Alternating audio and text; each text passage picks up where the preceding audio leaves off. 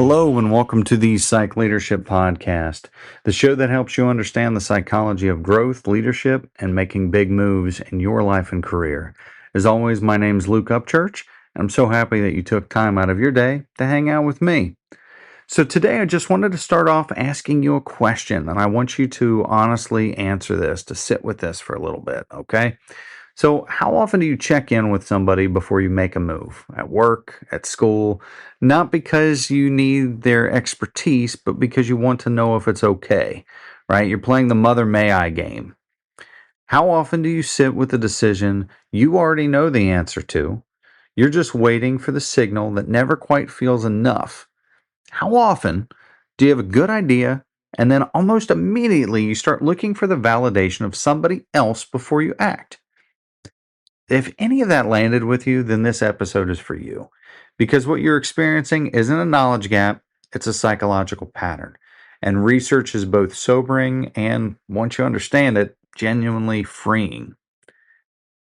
I see this a lot with my early in career intern positions, both with Rise Up Academics, but even in the day job. Um, and some of it, and I need to make a distinction here.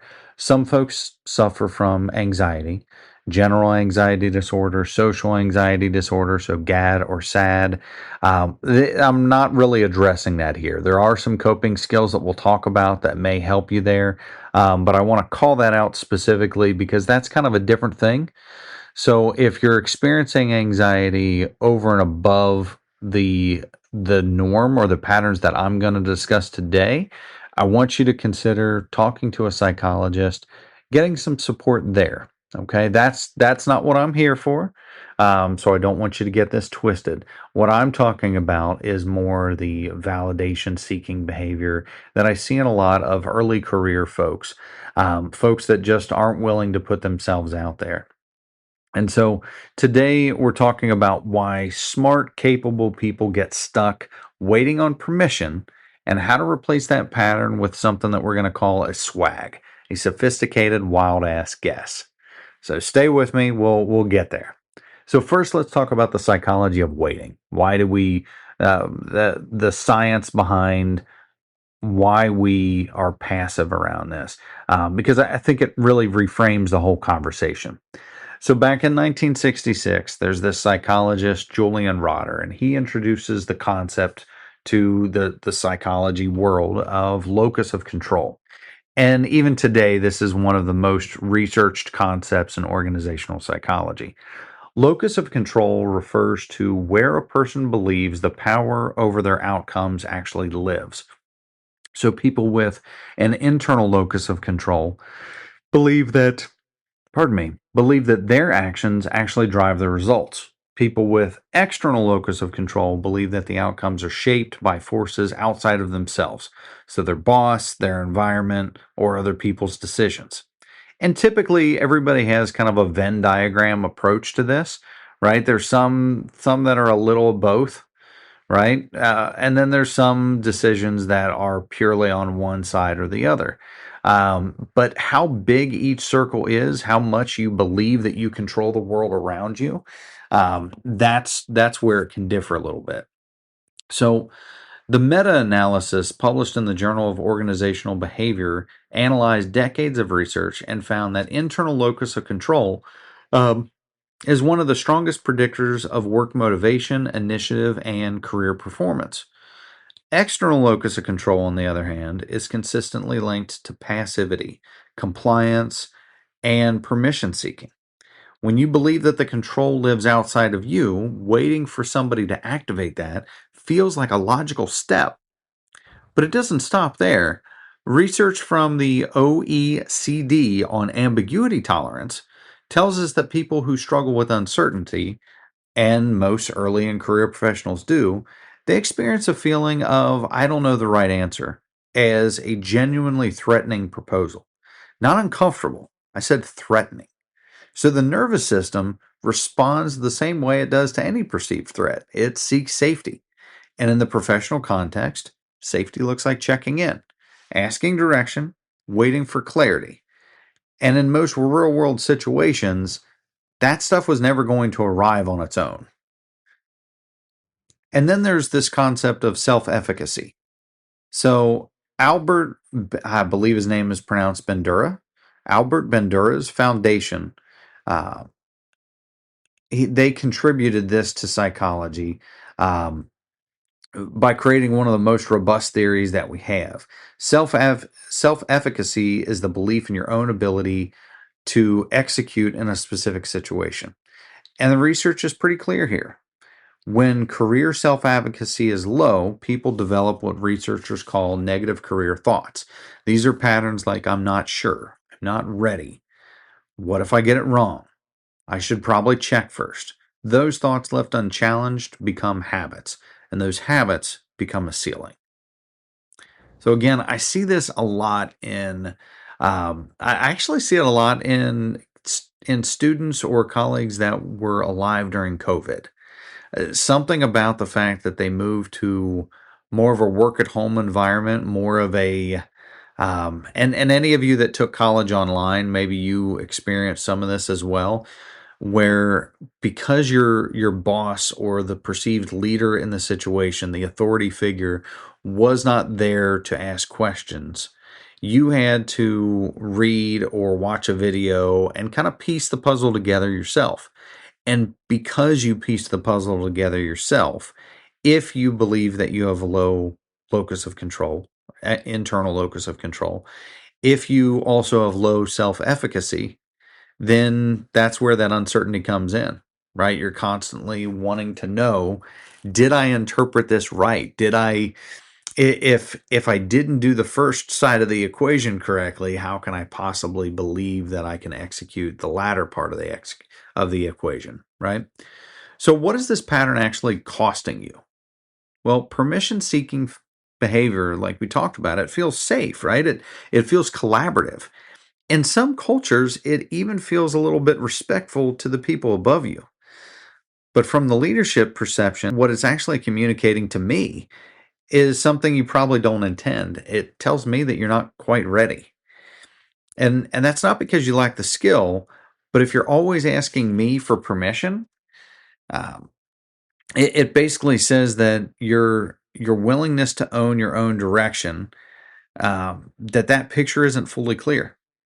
Okay. The ability to make a reasoned call with incomplete information and move on and adjust as you go is what separates the people that get to go to the next opportunity from somebody that gets to watch you go to that next opportunity. A 2025 study published in the Frontiers of Psychology on self-efficacy and career maturity found that individuals with the higher self-efficacy demonstrate significantly greater career readiness. They show more exploration, more willingness to commit to a direction, and more adaptive behavior when things don't go as planned. Career maturity isn't just about knowledge, though, it's about posture. The way you carry yourself in uncertainty is something that people around you are reading, whether you realize it or not. Okay? So I'm going to give you an example of this. Um, I had several years ago, I was working with a logistics team. Uh, these guys had been unloading trucks at a local retailer for years. They had a system that they believe worked because it was the system that somebody else had taught them. It wasn't that they sat down and thought about, how am I unloading this truck? How are we sorting the product, et cetera, et cetera. Just something that was in a training manual when they got hired. And so it came down from corporate, it came down from the mountain on high, so to speak. And so they kind of followed it blindly. So I come in, I just inherited this team. I didn't hire a single one of these folks. Not to mention, I'm the smallest guy, and I mean in physical stature, but also in height. Okay, I'm like 5'10" if I've got good shoes. And most of these guys were 6 foot plus, looked like they ate rocks. I mean, they're all just huge. It looked like an elementary school kid trying to play football with the NFL. Um, So I kind of had to come in and earn the respect, both from a physical stature, but from the perspective of they've been doing this job almost as long as I've been alive. So who am I to tell them a different way to do it? So I started asking a lot of questions about, why do we do it this way? Is there a reason that we approach it this way? And I'm talking again about how we sort the product. Because if you don't know, when a truck is delivered to a store like Target or Meijer or any of those places, things aren't thrown in a logical order. They're stacked in that truck like a giant game of Tetris. Whatever fits in that space is what goes in that space. Um, the only separation at all might be that dry goods and chemicals are always kept separate. So things like that, they they they separate that stuff out. But for the most part, things are thrown in that truck in any way that they can fit, agnostic of what might make sense to in terms of how you unload it. So in any case, I asked a lot of questions and I start slowly implementing changes. Just, hey, could we try it this way? I didn't go back to my boss and say, hey, I'm thinking of completely turning upside down the way that we unload trucks. I started asking questions. I got validation from that team around making sure that I was interpreting things correctly, but I didn't seek the permission to make the changes. I asked the questions up front around the data that I was gathering to ultimately make that decision. And there was also some strategy in how I, because I was brand new to the team and so on, how I incorporated that. Because if you're Joe new guy or Jane new gal on a team, you come in and try and change everything, you're just going to piss everybody off, right? You're not making any friends in that situation. So I really had to be tactical in how or strategic rather, in how I deployed those changes. But in any case, I slowly but surely started incorporating these things, gaining the buy-in of the team.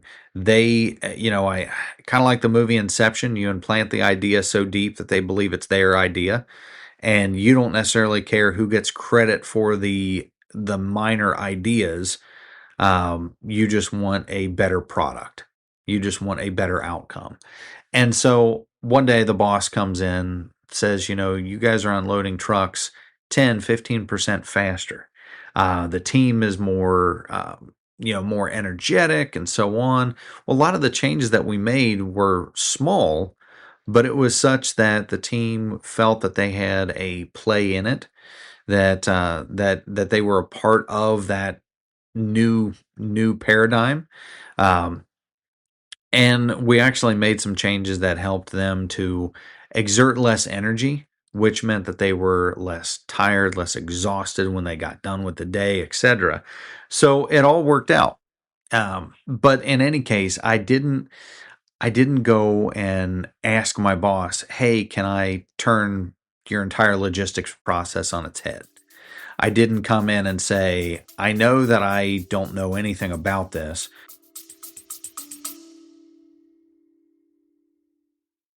Hey there. Sorry to interrupt right in the middle of the podcast. I just wanted to say that if you are enjoying this content, I'm going to encourage you to donate to Rise Up Academics. Not only do we create internship and leadership positions, mentoring opportunities for high school and college students, but we also have different conferences that we give, different lessons that we go out and give to the high schools. So if you want to be part of supporting that, click that donate button for me. 100% of the proceeds go straight there. I'm not taking a salary out of any of this. So all of your money goes straight to supporting the students. Thank you. Back to the show. But I think you guys are doing it all wrong, right? I didn't approach it like that. But I also didn't specifically say, hey, am I allowed to tweak this or adjust that? I just, worked with the team and decided when it was time, based on the collective needs of that team, when we should adjust. And and frankly, not everything that I tried worked. There were days that we would try, unloading it this way or that way, or change the way that we were sorting the product as it came off. Um, we tried a few different methods there, and sometimes they straight up didn't work. But I continue to press through. I continue to explore and adapt ultimately, and that's what we're talking about here. So that kind of takes us into the swag, the sophisticated, wild ass guess. So this is where I want you to replace that initial pattern. Uh, this is something that it's kind of funny. When I first heard the term, I thought it was an IT term because that's where it came up in my career with an IT group of folks. And I spent a few weeks thinking that I was just too dumb to know exactly what it meant and too prideful to look it up. When I finally played the new guy card, and I'm like, guys, we've been talking about this swag concept for weeks. Can somebody dumb this down for me and tell me what it means? And the guy that was using the term just starts laughing. And he goes, it's nothing that you're going to find in a textbook. Because I told him that I tried to look it up. He goes, it's not something you're going to find in a textbook. It's just a sophisticated wild ass guess. And where he clarified here, and where I need you to understand, a swag is not reckless. It's not guessing blindly and hoping for the best. It's a disciplined first move, making the best decision with the available information, a clear intention to learn from the outcome, and the professional confidence to own it. It's the explicit rejection of the idea that you need certainty to move on. Because in most real professional situations, certainty just isn't available, okay? And waiting on it isn't cautious, it becomes stagnation. The research backs this, by the way. There's there's a gentleman by the name of Mark, and dude, I'm gonna mess up this last name. Um, uh, Savakis, I believe is how it's pronounced. Mark Savakis. Um, he talks about this career construction theory, and it's one of the most influential frameworks that we see in career psychology. It identifies career adaptability as the critical psychological resource that determines how people will navigate uncertainty. Adaptability is built on three pillars: control, this is the belief that you can influence your own situation; curiosity, the willingness to explore what's possible; and confidence, the capability to take that action despite incomplete information. A swag is technically it's a career adaptability in practice, right? It's taking Mark's theory here and putting it into layman terms, if you will. So here's how to build this concept. It's three questions. So the first one: what do I actually know right now? Not what's missing, but what do I have? Most of the time, people underestimate how much they actually know. So inventory your information uh, before you decide that you actually need more. Second question for you: what's the most reasonable first move given what I know? Not the perfect move, the reasonable move. The one that generates momentum and, more critically, generates data, even if the data is about what doesn't work. And then three, what's my adjustment trigger?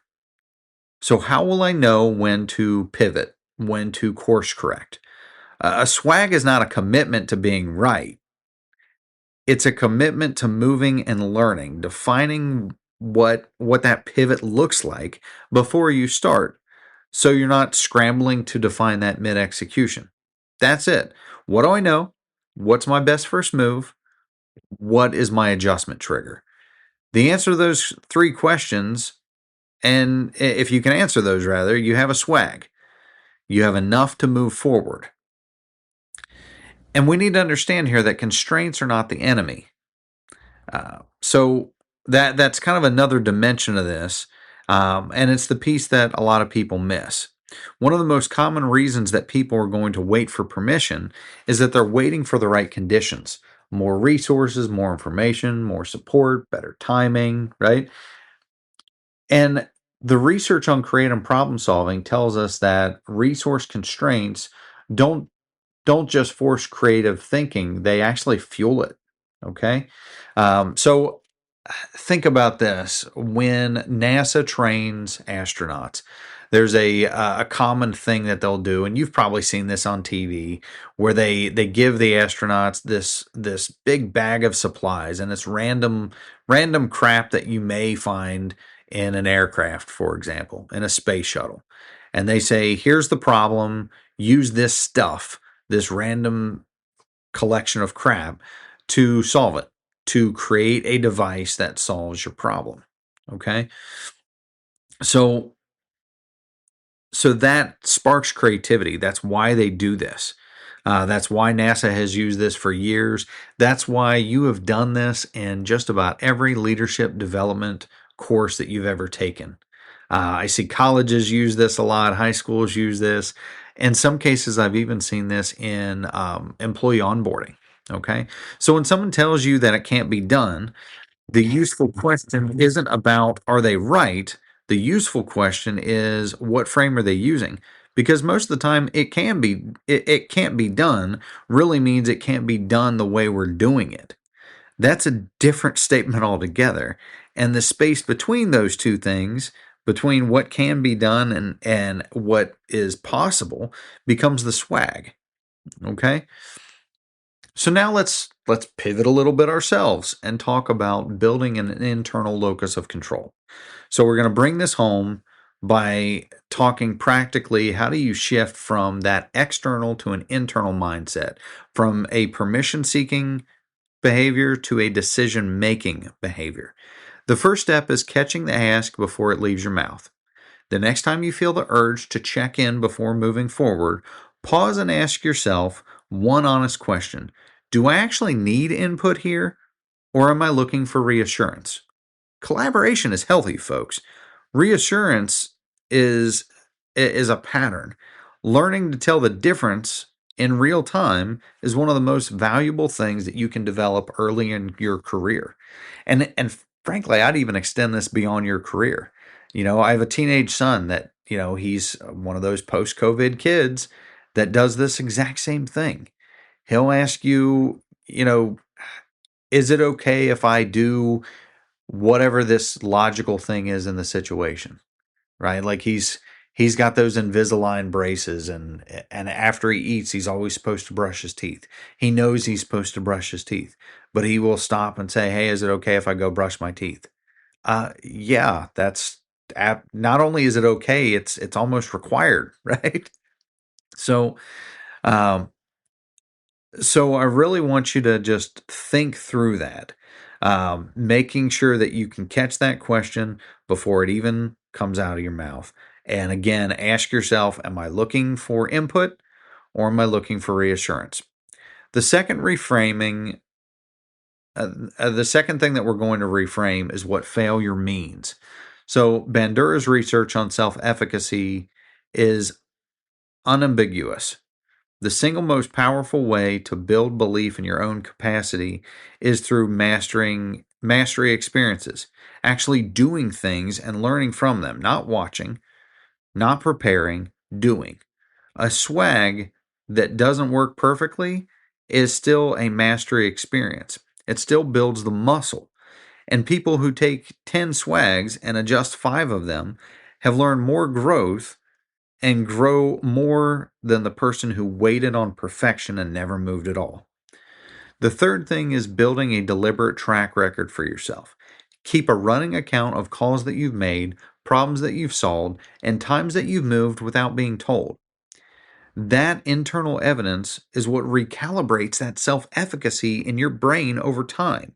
It's the data your brain needs to stop treating uncertainty as a threat and start treating it as the environment that you work in. So, folks, here's what I want you to walk away with today.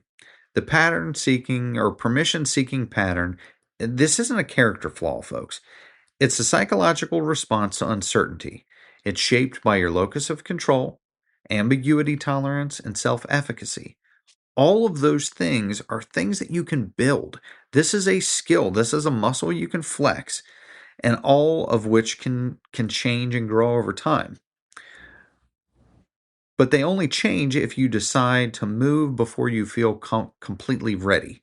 Because completely ready isn't a destination. It's a feeling that only shows up after you've done the thing. You don't need all the answers.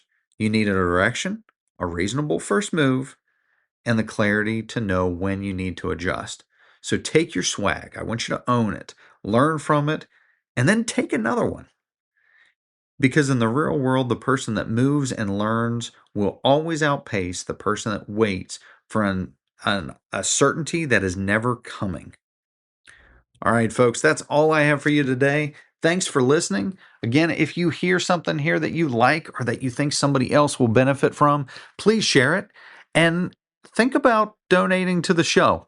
It costs about $20 a month for me to produce these, just in terms of the fees to broadcast these across all the different platforms. So even a small donation goes a long way, folks. Hope you have a great day, and we'll talk again soon. Bye-bye.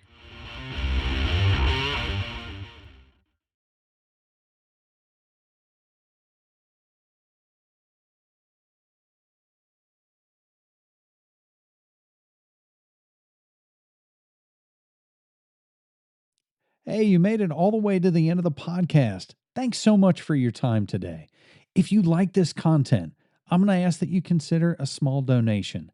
Every little bit helps, but this allows us to continue not only doing the podcast, but actually offering the internship positions, the leadership conferences, as well as the in person courses that we deliver to high school and college students. Think about hitting the donation button for me. And again, we'll talk soon. Bye bye.